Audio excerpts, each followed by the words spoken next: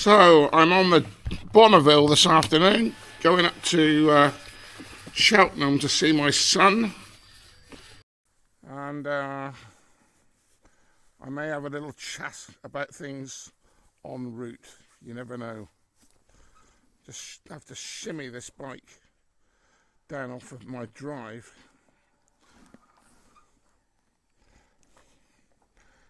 It's not easy, I can tell you. It's easy if I go forwards.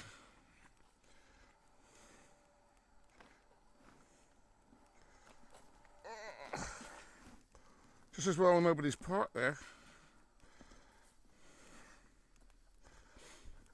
Right. Engine on.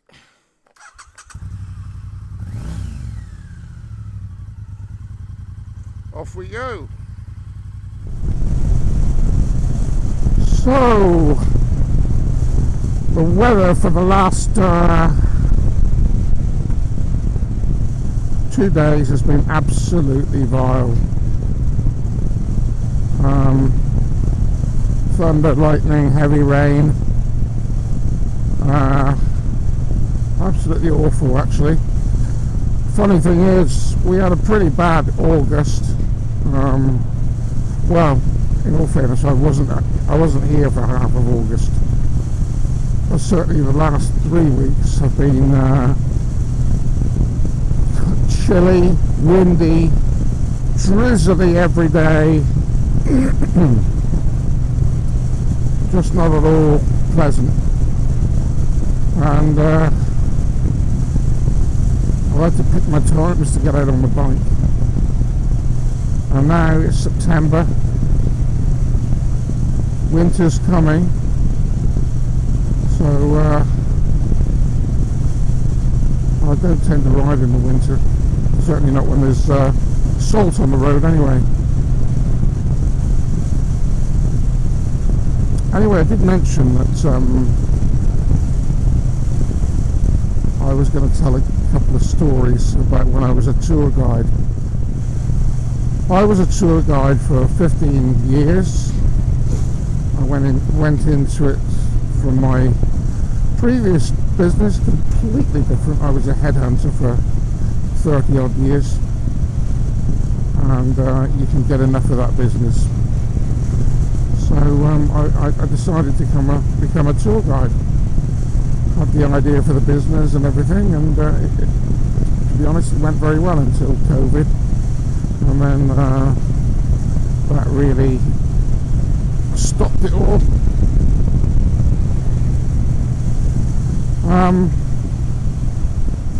So as you can imagine, I literally have had all sorts of people with me during that time. And I make a point of treating them all exactly the same. It doesn't matter if they were the head of a global pharmaceutical company living on the cathedral close in Basel, or whether it was two ladies having a one-off vacation, came into some money, very ordinary people from Pennsylvania, and I treat them all the same. They don't quite know what to make of me to start with, but we always end up having a laugh, and I have to say I never had one single complaint in the 15 years I did the job, so I either must have been doing something right or they were afraid of me. So, just randomly thinking of little tales, one comes to mind. So,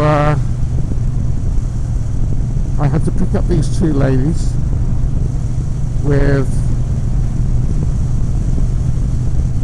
I think they both had two of their own children, and then one of the ladies had a niece, and it's her sister's child, and unfortunately her sister, the mother, had died, and She always said she was going to take her niece, told her sister she was going to take her niece to travel to Europe one day. So I picked them up. One of them, from memory, one of the two ladies was Spanish, and I don't know whether she was born in Spain and moved to the US. All my customers, by the way, virtually all of them are American. And anyway, they came together. They were friends, and one, I believe, lived in Kansas, and the other one was just across the border. Would that be Mississippi? I'm not sure, but they didn't live far from each other anyway.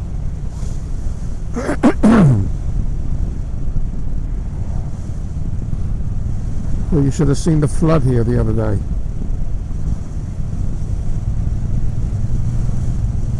Anyway, the niece lived in Illinois, and they all got together and came over, flew over, and I picked them up in Heathrow, and I can't remember where we stopped the first night or so, but we soon ended up in the Lake District,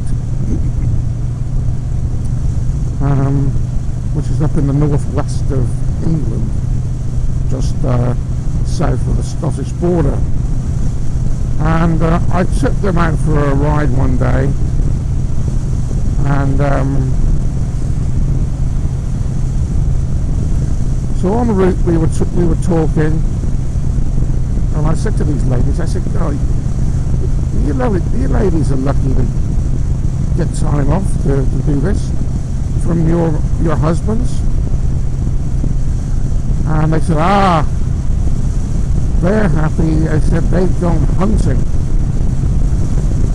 So I sort of said, well, I said, that's interesting, because I do understand what hunting means in the United States. And it means going off on a camp and everything. But if you went hunting in this country, you'd take your shotgun and you'd have your breakfast. You'd go off after breakfast into the woods, shoot a few rabbits, and get home for lunch. And that's what we call hunting. That's not what we call hunting, they said.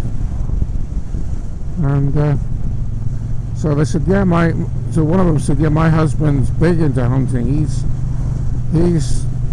been to Africa. And I'm thinking, oh no. And she said, yeah, he's been to Africa, and his big claim to fame is he went out on a hunt, and he shot an elephant. Well, you can imagine what a soft Englishman, and most of us over here are soft Englishmen, thought of that. And she was basically telling me this as a great achievement, that her husband had shot this elephant. And honestly, I nearly died. But you know when not to say the wrong thing, and I didn't say anything about it. Anyway, the interesting part of this story really was, let me get through this roundabout.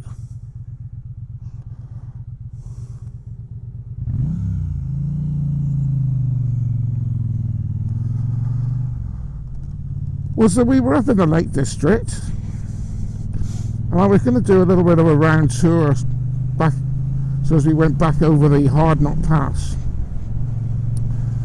And as we were driving along this mountain road, the girl who was the niece looked out of the front window, and she said, "Oh my goodness, Aunt, what's that?" So the aunt said, "What's what, my love?"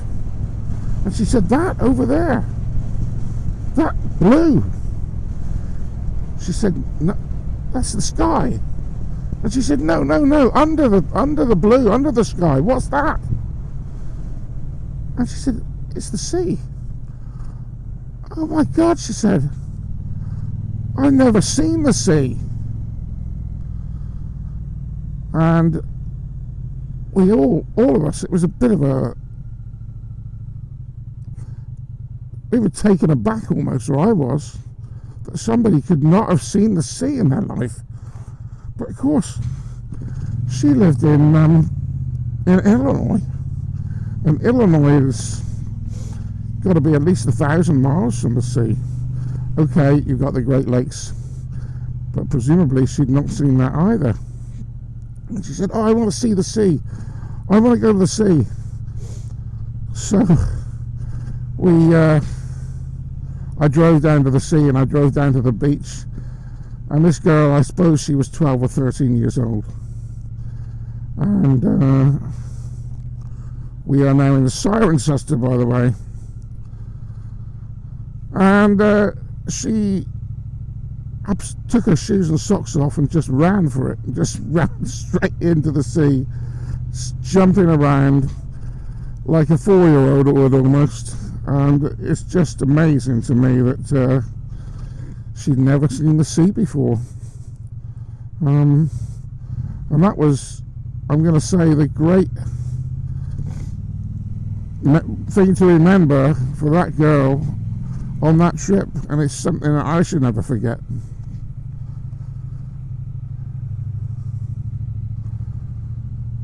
Actually, they were all lovely people. Fortunately, I didn't have to confront the elephant hunter, but we live in different worlds, I tell you. Got a bit of traffic here now.